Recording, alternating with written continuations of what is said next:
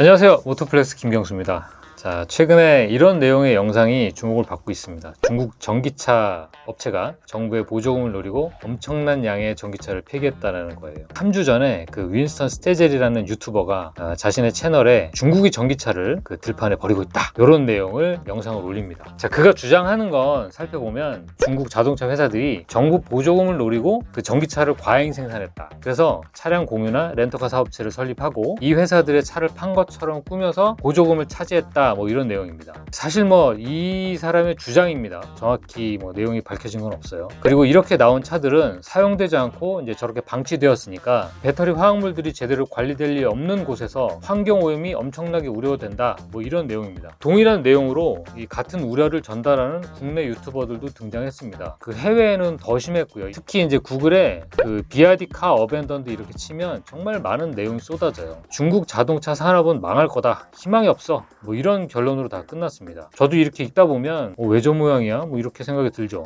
좀 너무합니다. 여기에 더해서 그 중국에서 이제 과거에 붐이 일었던 공유 자전거 시장 공급 과잉 때문에 산처럼 쌓였던 공유 자전거 내용도 막 추가됩니다. 이게 2018년도에 나왔었던 뉴스인데요. 공유 자전거에 관련된 여러 가지 이제 소식이 있었는데 이때 이제 폐기됐다라는 내용들이 막 나옵니다. 뉴스들을 보면 그 아틀랜틱 뉴스 2018년도에 여기서 이제 처음 보도를 했고, 이 컨텐츠 뉴스를 보면은 처음에는 무슨 꽃밭인 줄 알았는데 이 알고 보니까 공유 자전거들이 쌓인 거죠. 야, 이거 너무 심한데? 뭐 이런 생각까지 듭니다. 그리고 이 전기차 방치 영상은 우리나라를 포함해서 국내로 막 퍼졌습니다. 중국의 전기차 산업을 비난하고 뭐 믿을 수 없다, 뭐 소름 돋는다, 뭐 저런 나라를 어떻게, 뭐 이런 내용입니다. 특히 뭐 해외 유튜버들 몇몇은 거의 뭐 빠꾸 없이 막 후벼 팠습니다. 몇몇 채널에서는 뭐 3년 내 90%가 사라진다, 뭐 중국의 100개 전기차 브랜드가 없어진다, 뭐 이렇게까지 주제를 잡더라고요. 정말 중국 전기차 산업은 이대로 몰락하는 걸까요? 그럴지도 모르죠. 근데 뭐 저도 주장을 하는 겁니다만 좀 과장된 측면이 있는 것 같습니다. 이 고지고대로 받아들이기에는 조금 말이 안 되는 면이 있어요.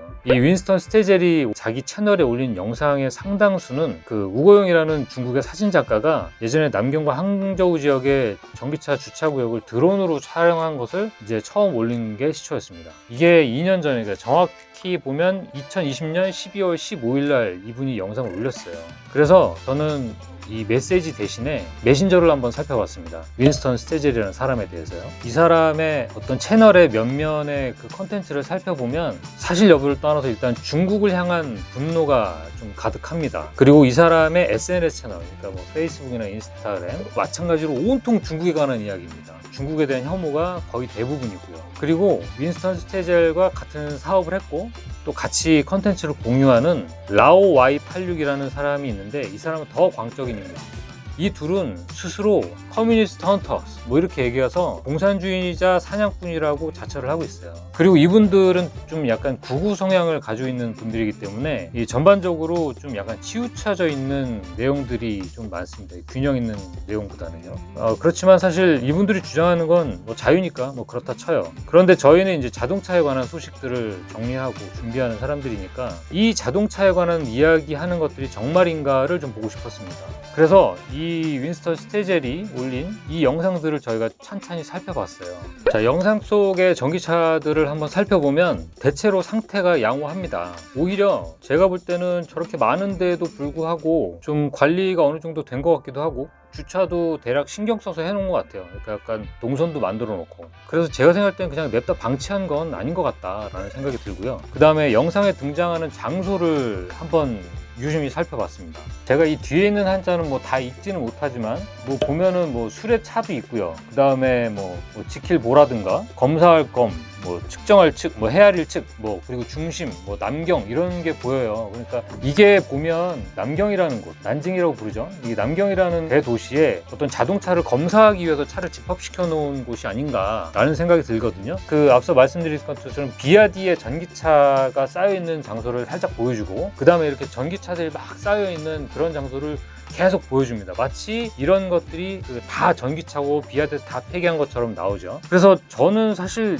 이런 내용들을 보면 방치를 위한 목적은 아닌 게 아닌가? 뭐 이런 생각이 듭니다. 저는 개인적으로 중고차 쪽을 많이 취재를 했고 실제로 중고차를 이렇게 많이 거래도 해봤기 때문에 이 단지를 많이 가봤는데 사실 저런 장면은 국내에서도 많이 볼 수 있는 풍경이에요. 최근 수년 전에는 중고차 단지들이 백화점식 건물로 돼가지고 들어왔습니다. 근데 뭐 우리나라 전역에는 아직까지 그렇지 못한 그 중고차 단지들이 여전히 있고 이렇게 이제 그 마당 단지를 해가지고 넓게 뭐 주차장에다 세워놔요. 그리고 심지어 건물로 치장된 것처럼 중고차를 판다고는 하지만 그 건물 주변에 나대지에 주차를 해놓고 그 중고차를 판매하는 업체들도 아직 많이 있습니다. 이분들이 차를 관리를 못하는 게 아니에요. 마당장 두고 다 열심히 닦고 뭐 관리하고 다 합니다. 그리고 또 하나는 이렇게 막 중고차들이 넓게 쌓여있는 그런 영상들은 이미 다른 나라에서도 많이 나왔습니다. 예를 들면은 공유전기차를 유럽에서 먼저 시행했던 프랑스 파리에서도 비슷한 일이 있어요. 그 오토리브라고 들어보셨을 겁니다. 이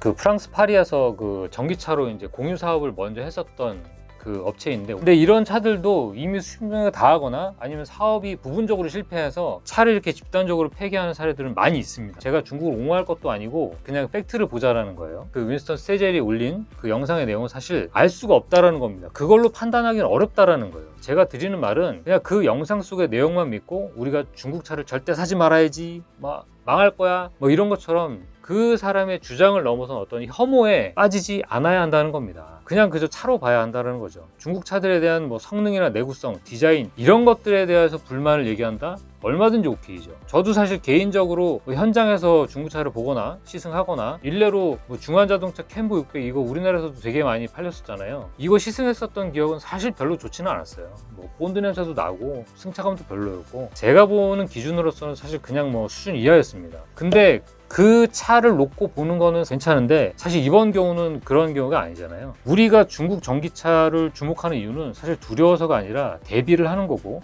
우리가 좋아하는 자동차이기 때문에 사실상 관심이 가는 겁니다. 자, 르노의 도미니크 세나르 회장은 중국 EV 부문에 대해서 중국 폭풍이라고 언급을 했어요. 사실 가장 위력적인 건 중국 차 그 자체에 관해서가 우리가 위력적이다라고 보는 게 아니라 생산을 위한 가치 사슬이 다 완벽하게 구축됐다라는 이유 때문에 우리가 주목을 하는 겁니다. 배터리 있죠, 광물 채취하죠, 다. 그 다음에 가공해서 혼합해서 뭐 다음에 셀까지 제조하는 이 모든 공급망, 이런 것들이 중국산 배터리 EV의 가격 경쟁력으로 확보가 된다라는 겁니다. 어떠한 외부의 의존도 없이 100% 자체 공급이 가능한 나라는 여기밖에 없어요. 그 배터리 EV를 앞세운 중국이 유럽 시장에 공략을 막 하는 그런 점들이 사실 폭풍에 비유될 만큼 공격적이라는 의미입니다. 저는 오히려 이런 시각이 좀 더 균형 있는 판단이라고 보여져요. 이 개인적으로는 제가 2014년도에 중국 우한에서 열린 포럼에 한번 간 적이 있습니다. 그때 그 중국 자동차 산업에 관한 많은 이야기들을 들을 수 있었는데 기억에 남는 거 하나 말씀을 드릴게요. 자, 이 사진을 보면 중국은 자동차 산업 시작한 지가 60년이 지났고 30년간 조인트 벤처로 외국 자동차 회사하고 기술을 많이 합작하면서 일을 했는데 지금 글로벌한 플레이어나 글로벌한 브랜드가 왜 하나도 없냐, 뭐 이런 얘기였어요. 그리고 이후에 나온 이야기는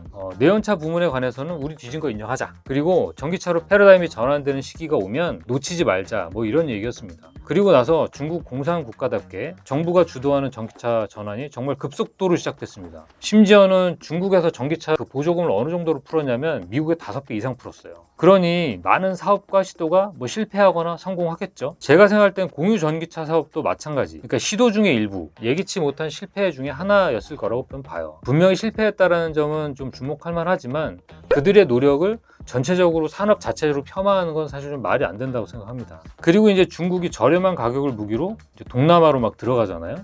또 유럽도 마찬가지고. 자, 국민차를 만드는 르노나 뭐 우리나라도 마찬가지죠. 이런 상황이면 사실 안방시장을 위협당할 수 있다는 생각이 드니까 중국 자동차가 굉장히 부담스러울 수밖에 없겠죠. 결론으로 말씀드리면 사실 윈스턴 스테젤의 이번 영상은 그대로 믿기란 좀 의심이 갑니다. 이걸 보고 중국차는 다 망할 거야, 저는 사실 이거 좀 억지로 하는 거 아닌가 싶어요. 이런 내용은 좀 치우친 내용들인 것 같습니다. 중국이란 나라는 사실 워낙에 크고 여러 가지 일들이 막 벌어지는 데다가 우리로서는 완전히 이해할 수 없는 나라임에는 분명합니다. 우리가 다른 나라를 뭐 100% 이해할 수 있는 나라가 있겠어요? 한 면을 부각시켜서 온통을 싸잡아서 묶어버리면, 이런 방식이면 여기에서 나만 할 수 있는 나라는 아마 하나도 없을 겁니다. 공격적이고 뭐 싸우고 험담하는 내용은 온라인상으로는 더 주목받을 수는 있어요. 하지만 그게 우리 모두에게 어떤 도움이 되는지는 뭐 저는 잘 모르겠습니다. 이번에 영상을 한번 여기까지 마쳐보고요. 이런 어떤 균형 있는 시각을 여러분들이 가져주셨으면 좋겠습니다. 감사합니다.